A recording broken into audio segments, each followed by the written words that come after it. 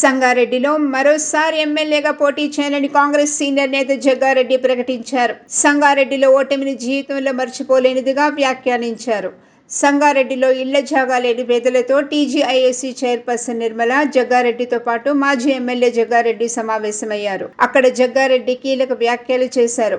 సంగారెడ్డిలో రాహుల్ గాంధీ ప్రచారం చేసినా ఓడించారంటూ తీవ్ర ఆవేదనకు గురయ్యారు.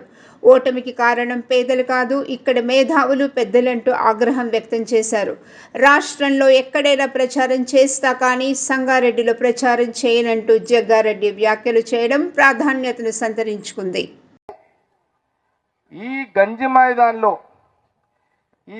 మైదాన్లో ఇందిరాగాంధీ వచ్చింది. ఈడ ఇది ఆ డయాస్ మీద మీరు చూసిరు ఎవరైనా ఇందిరాగాంధీ ఈడ చేతులు ఎప్పుడు ఇందిరాగాంధీ ఈడికి వచ్చింది మాట్లాడింది? ఇందిరాగాంధీ ఇదే గంజి మైదాన్లోకి వచ్చి ఈడ మాట్లాడింది.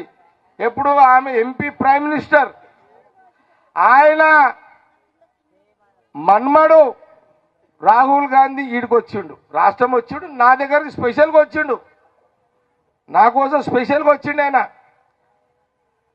వచ్చిండు, ఈడ నిలబడ్డాడు, దగ్గర తీసుకున్నాడు. ఇది మీరు ఇట్లా అందరు కూర్చున్నారు. కానీ ఒక ఇందిరాగాంధీ మన్మడు రాహుల్ గాంధీ గంజి మైదానికి వచ్చినాక జగ్గారెడ్డిని సంగారెడ్డి ప్రజలు ఓడగొడితే ఏమన్నా అర్థం ఉందా? ఇదేమన్నా ఉందా? మీరే చెప్పండి, మీరు చెప్పండి. ఎక్కడ ఇందిరాగాంధీ, ఎక్కడ ఆయన మన్మడు రాహుల్ గాంధీ గంజి మైదానికి వచ్చి జగ్గారెడ్డి మీద భుజం చేయేస్తే సంగారెడ్డి పబ్లిక్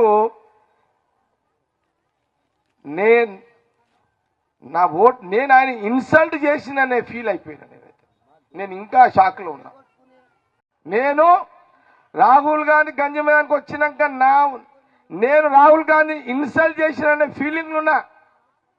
అందుకే ఇక సంగారెడ్డిల జీవితంలో ఎమ్మెల్యేగా పోటీ చేయొద్దని డిసైడ్ చేసుకున్నా.